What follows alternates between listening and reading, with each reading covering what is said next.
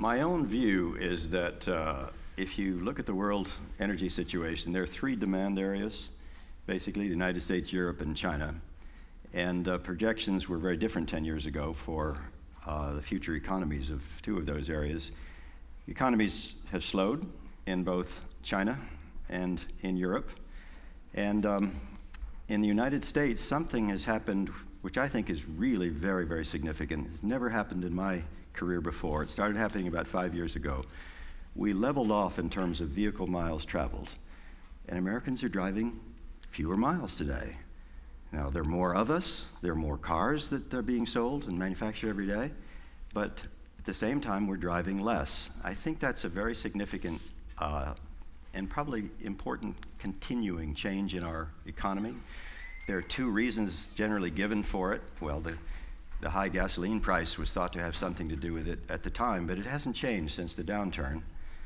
It has to do, it would appear, with the fact that a lot of millennials are retiring and moving into cities, and or rather, a lot of millennials are preferring to live in cities, and some of the baby boom generation are retiring, and they're choosing cities in densely settled areas as well.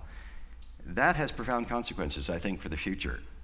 I would give a non-mainstream view about the future that I think is we're going to see a continuing reduction in demand. In fact, if the 54.5 mile per gallon requirement, fuel efficiency requirement, is maintained, and I expect it will be, the analysis indicates that will reduce by more than 2 million barrels a day consumption in the United States.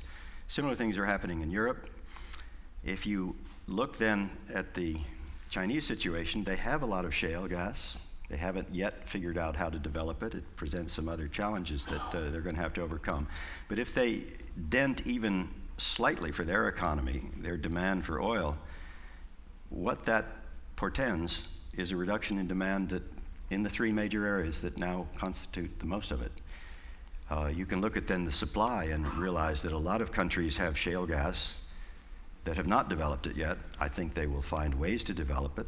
And once that happens, it's very possible that we could see a cascade of new supply at the same time as we see a decline in demand. And we will then, I think, see the oil price follow the gas price, the natural gas price in the United States, which is trending down.